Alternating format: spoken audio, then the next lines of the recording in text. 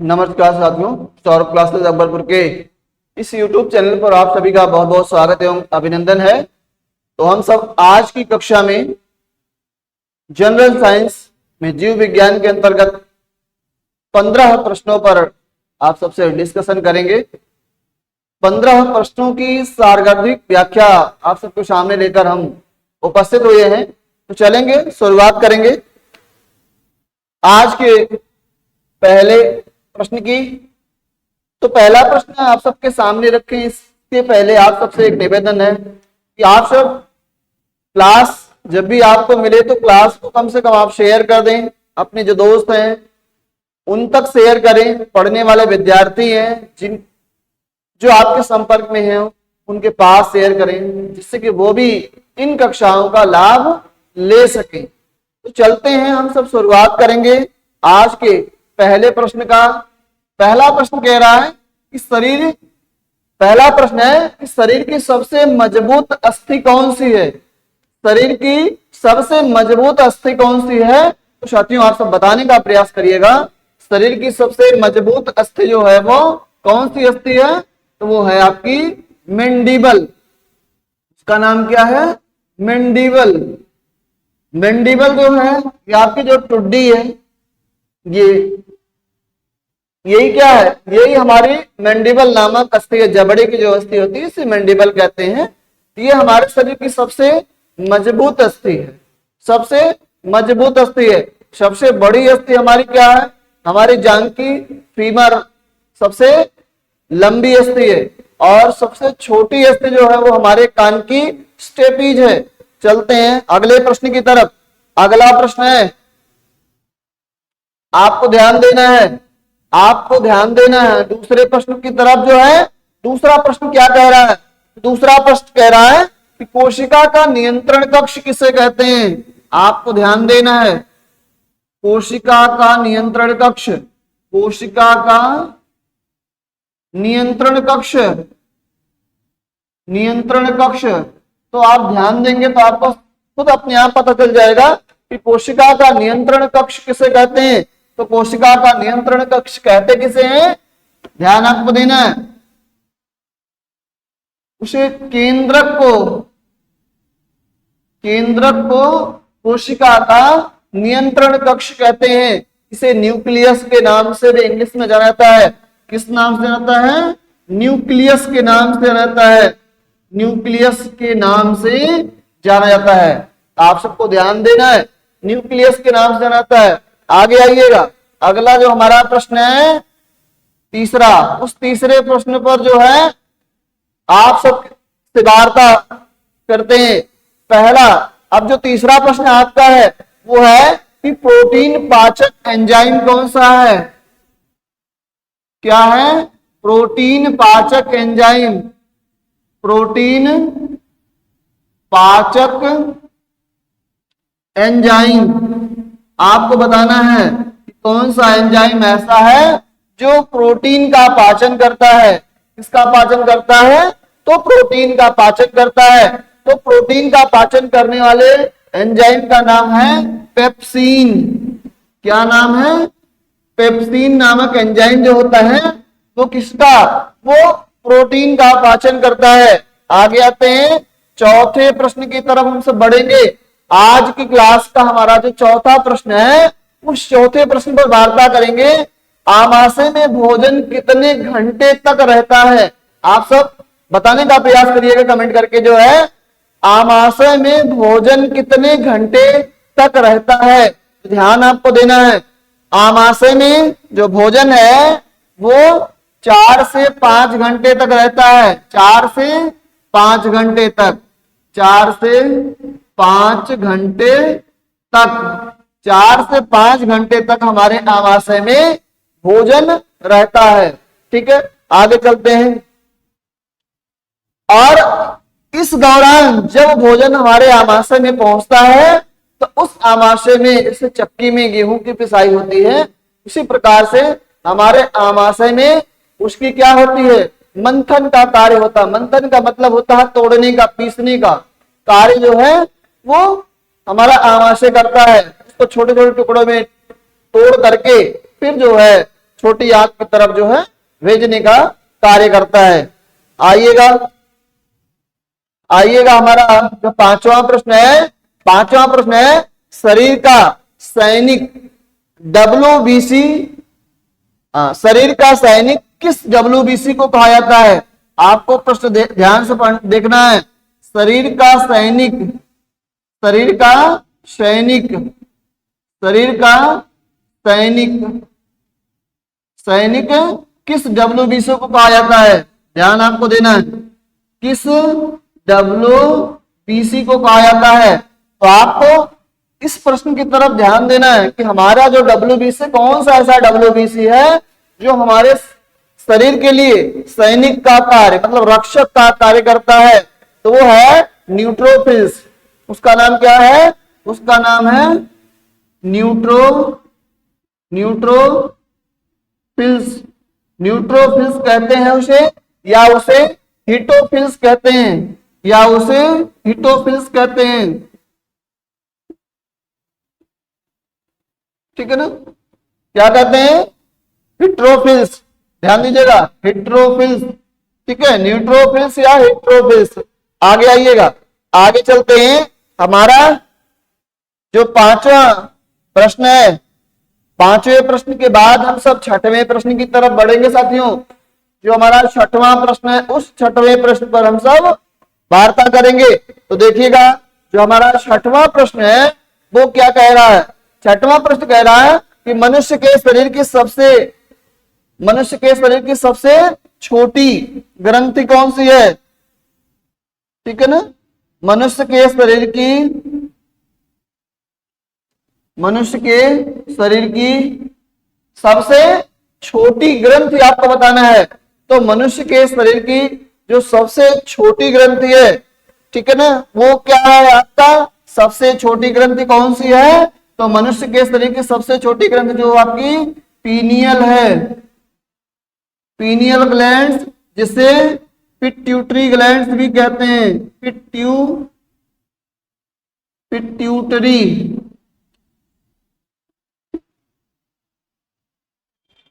Pituitary glands भी कहते हैं।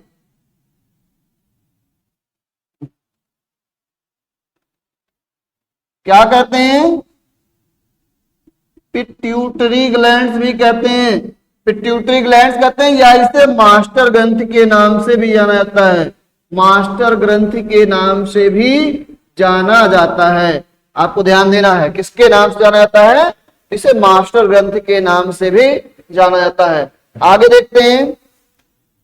अभी इस सीरीज में हमारे 6 प्रश्न हुए हैं, और ये 6 प्रश्न आपके परीक्षा के दृष्टिकोण से बहुत महत्वपूर्ण होने वाले हैं, जो कि आगामी परीक्षा में आप सबकी मदद करेंगे। आइएगा आइएगा, हम सब 7वें प्रश्न की तरफ बढ़ेंगे। हमारा जो 7वां प्रश्न है, हम सब 7वें प्रश्न की तरफ बढ़ेंगे। ठीक है, तो 7वां प्रश्न हमारा क्या है? हृदय की गति को बढ़ाने वाला हार्मोन्स कौन है? आपको बताना है। हृदय की गति को बढ़ाने वाला जो हार्मोन्स है, वो कौन सा हार्मोन्स है जो कि हृदय की गति को बढ़ा देता है? तो वो कौन सा हार्मोन्स है? वो है थायरॉक्सिन। कौन सा हार्मोन्स है? थायरॉक्सिन। ठीक है ना? थायरॉक्सिन नामक जो हार्मोन्स होता है, वो क्या करता है?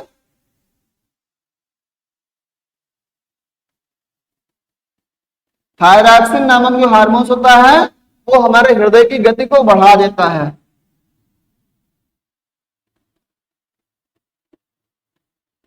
थायरॉक्सिन नामक जो हार्मोन्स होता है, वो हमारे हृदय की गति को क्या करता है? बढ़ा देता है। आइएगा नेक्स्ट प्रश्न की तरफ बढ़ेंगे। आज की कक्षा का जो हमारा 8वां प्रश्न है, वो 8वां प्रश्न है, मानव रुधिर का पीएच आपको बताना है। क्या बताना है? रुधिर का पीएच।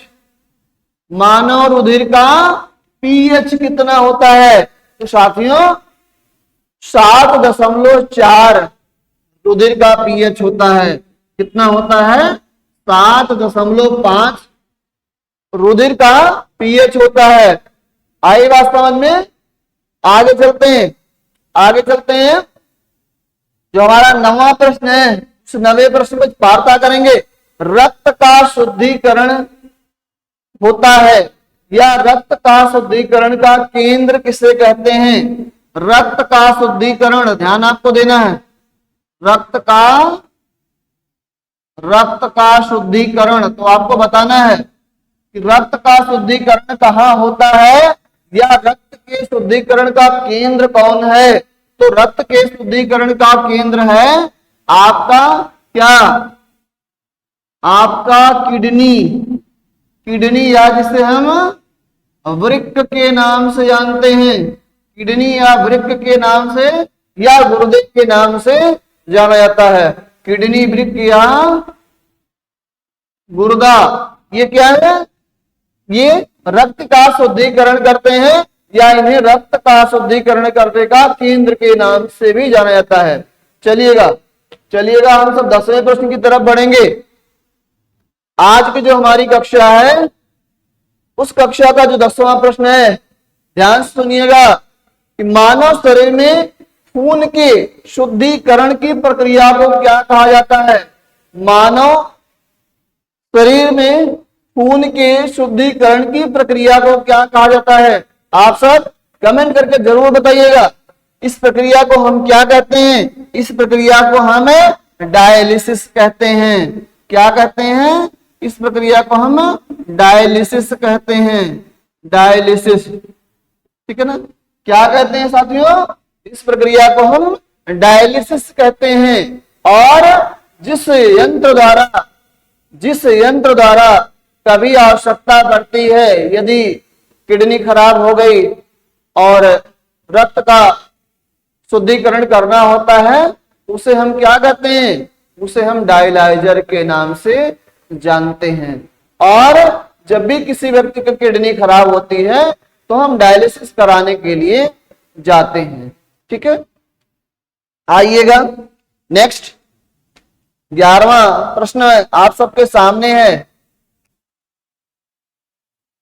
हाँ, 11वां प्रश्न क्या है कि स्वस्थ मनुष्य के शरीर का रक्तचाप कितना होता है? आप सबको बताना है। स्वस्थ मनुष्य के शरीर का रक्तचाप कितना होता है? तो आप सबको पता होना चाहिए कि स्वस्थ मनुष्य के शरीर का जो रक्तचाप होता है वो 120/80 होता है। ये स्वस्थ मनुष्य का रक्तचाप है, जिसमें आपका ये 120 जो है ये सिस्टोलिक ब्लड प्रेशर है और ये आपका डायस्टोलिक ब्लड प्रेशर है। सिस्टोलिक का मतलब जब पहली ध्वनि के साथ हार्ट से धमनियों के द्वारा शुद्ध रक्त भेजा जाता है तो वो हमारा सिस्टोलिक है, और जब सिराओं के माध्यम से अशुद्ध रक्त वापस हृदय में आता है तो वो प्रक्रिया क्या कहलाती है? वो डायस्टोलिक कहलाती है। आप सब समझ गए होंगे। आगे आइएगा, हमारा 12वां प्रश्न है आप सबके सामने है। इस 12वें प्रश्न पर चर्चा करेंगे और उस प्रश्न पर आप सबसे वार्ता करने का प्रयास करेंगे। चलिएगा देखते हैं कौन सा प्रश्न हमारा है। हमारा आज का 12वां प्रश्न है। 12वां प्रश्न है आरबीसी का कब्रगाह किसे कहते हैं? आप सब बताइएगा, जरूर बताइएगा कमेंट करके। आरबीसी का कब्रगाह किसे कहते हैं? तो आरबीसी का कब्रगाह, ठीक है, या आरबीसी का कब्रिस्तान किसको कहा जाता है? तो आप सब जानते रहिए, प्लीहा को आरबीसी का कब्रिस्तान कहा जाता है या कब्रगाह कहा जाता है, क्योंकि आरबीसी यहीं पर जाकर क्या होता है? नष्ट हो जाता है, समाप्त हो जाता है। आइएगा 13वें प्रश्न की तरफ बढ़ते हैं। 13वें प्रश्न की तरफ बढ़ेंगे। मानव शरीर का सबसे बड़ा अंग क्या होता है? आप सब बताइएगा। मानव शरीर का सबसे बड़ा अंग हमारा फेफड़ा होता है। मानव शरीर का सबसे बड़ा अंग फेफड़ा होता है। ध्यान दीजिएगा, मानव शरीर का सबसे बड़ा अंग फेफड़ा होता है। आइएगा, फेफड़े का वजन लगभग 900 ग्राम के आसपास माना जाता है। ठीक, तो आइएगा 14वें प्रश्न की तरफ हम सब बढ़ेंगे। आज का जो हमारा 14वां प्रश्न है, मानव मस्तिष्क का भार कितना होता है? आपको बताना है मस्तिष्क का भार, मस्तिष्क का भार कितना होता है। ध्यान देना है आपको, मस्तिष्क का भार जो होता है वो 1350 से 1400 ग्राम के आसपास होता है। जो हमारा